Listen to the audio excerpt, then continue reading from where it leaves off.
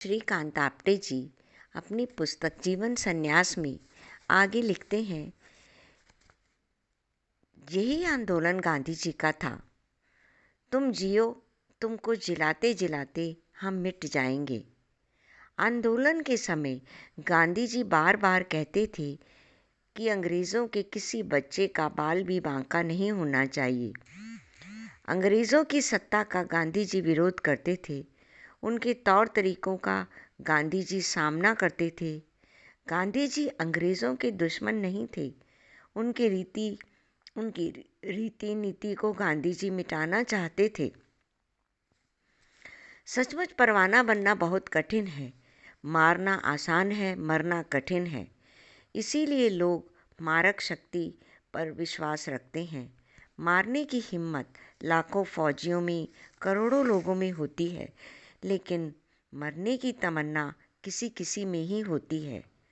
जो मारते हैं वे दूसरों को अमर करते हैं। जो मरते हैं वे खुद अमर हो जाते हैं। शहीदों को मरकर ही समाधान मिलता है। परमात्मा एक दीप है और आत्मा एक पतंगा है। आत्मा को परमात्मा में विलीन होने में संकोच नहीं होना चाहिए। पतंगा ऐसा क्यों करता है?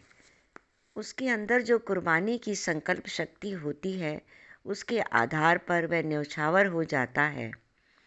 जो क्षमा से डरते हैं वे परवाने नहीं हो सकते। जैसे परमात्मा को क्षमा बना करके आत्मा कुर्बान हो जाती है, वैसे ही मन, बुद्धि और इंद्रियों को परवाने बन करके आत्मा पर कुर्बान हो जाना चाहिए। क्षमा भी अखंड चलती रहे और परवाने भी अखंड कुर्बान होते रहें। इसको अखंड आनंद कहते हैं। जरा गौर से सोचो तो दीपक भी अखंड कुर्बानी का ही नमूना है। बाती जलती है, तेल भी खत्म होता है, ये भी कुर्बानी है। इससे ये सिद्ध हुआ कि सारा संसार कुर्बानी का ही नमूना है। इसको ही गीता की भाषा में यज्ञ कहते हैं। यज्ञ यानी कुर्बानी, कुर्बानी, कुर्बानी। जगत की ओर देखो, सूर्य अपने प्रकाश, अपने तेज की आहुति डालता है। वायु अपनी गति की आहुति डालती है। इसी तरह सारा संसार स्वाहा स्वाहा करता रहता है। प्रीतम रूपी महाकुंड में पंच महाभूतों की आहुतियाँ पड़ती रहती हैं और अनंत काल से ये जीवन यज्ञ चालू ही रहता है। इसीलिए कृष्ण भगवान आज के श्लोक में कहते हैं कि तुम्हारे पास जो कुछ भी है उसको क्षमा यानी परमात्मा पर कुर्बान कर दो। कामनाओं पर क्यों कुर्बान करते हो? अरे पतंगो, तुम अगर असली पतंगे हो तो असली पतंगा कभी भी क्षमा पर जाकर वापस नहीं आता, क्योंकि ज्यों ज्यों क्षमा के पास जाएगा उसका उत्साह बढ़ता जाएगा। आगे लक्ष्य तक, देह तक पहुंच गया तो वह मौत से क्यों डरेगा? उसने मौत को ही गले लगा लिया।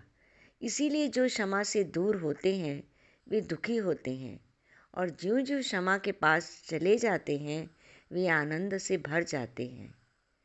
जीवन के अंदर मन, बुद्धि, इंद्रियों को पतंगा बना करके अपनी ही आत्मा की क्षमा पर कुर्बान होने वाले को सन्यासी कहते हैं। सन्यासी का अर्थ है मेरा सब कुछ ही जले। किसके लिए? ईश्वर के लिए। सब कुछ बनाए रखने की कोई तमन्ना नहीं, सिर्फ मिटने की तमन्ना है। बने रहने की तमन्ना वाले मिट जाते हैं और मिटने की तमन्ना वाले बन जाते हैं। संसार में अरबों खरबों की जनसंख्या है। वे अपने लिए ही जीते हैं, अपने पर ही मरते हैं। इसीलिए उनकी याद नहीं रहती। लेकिन जितने भी महापुरुष हुए सब मिटने की तमन्ना वाले हैं। वे बन गए।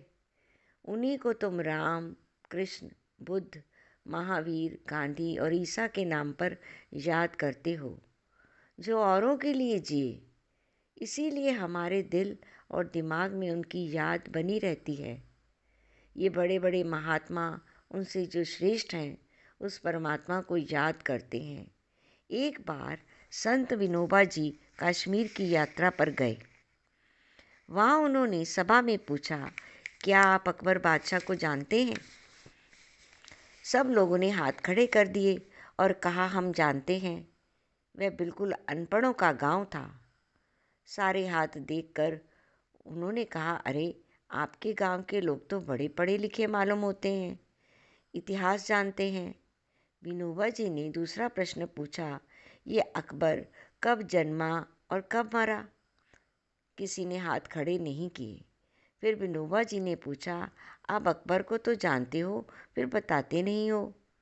एक आदमी उठ खड़ा हुआ और उसने कहा, अकबर ना तो जन्मता है न मरता है। विनोबा जी ने पूछा, ये कौन सा अकबर है भाई? सब ने मिलकर कहा, अल्लाह अकबर। जो मरने वालों के बारे में ज्ञान होता है वे शाश्वत नहीं होता, क्योंकि वह देह का ज्ञान होता है। जो शाश्वत का ज्ञान है वही असली ज्ञान है। इसीलिए नर जन्म का उद्देश्य है इस मरने वाले शरीर से ऊपर, बुद्धि और मन से पार जो गहरा आत्मा का ज्ञान है उसको जानना। ये जानने की शक्ति सुविधा केवल मनुष्य जन्म में ही है। इसी से इसको श्रेष्ठ कहा जाता है। पशु योनि में सुविधा नहीं है। मूढ़ लोग अस्त्र शस्त्र का ही जप करते रहते हैं और अस्त्र शस्त्र केवल देह से ही संबंध रखते हैं। देह कसाई बना सकती है, लेकिन आत्मा आपको साईं बना देती है। लोग कसाई की भांति बकरों की, छुरों की, कुल्हाड़ी की जानकारी रखते हैं और उसकी मांग करते रहते हैं। खुदा से या तो बकरे मांगते हैं या छुरे मांगते हैं। सारा संसार बकरे और छुरे इनके जप में लीन है। जो छुरे और बकरे को निश्चिन याद करता है वह कसाई में परिवर्तित हो जाता है। जैसा जप वैसी सिद्धि। सारे संसार पर साईं का राज हम होने ही नहीं देते। इसीलिए सब जगह कसाईयों का ही राज चल रहा है और ये कसाई बड़े प्रगतिशील हो गए हैं। अब वे आधुनिक कसाई हो गए हैं। वे बकरे ही नहीं काटते, अब आदमी भी काटते हैं और आदमी काटने वाले कसाईयों को हम वीर कहते हैं। क्या करोगे बादशाहों को याद करके? संतों के साहित्य में राजाओं के नाम कम मिलेंगे, ईश्वर के नाम ज़्यादा आते हैं। राजे सिर्फ फसली बटेरे होते हैं।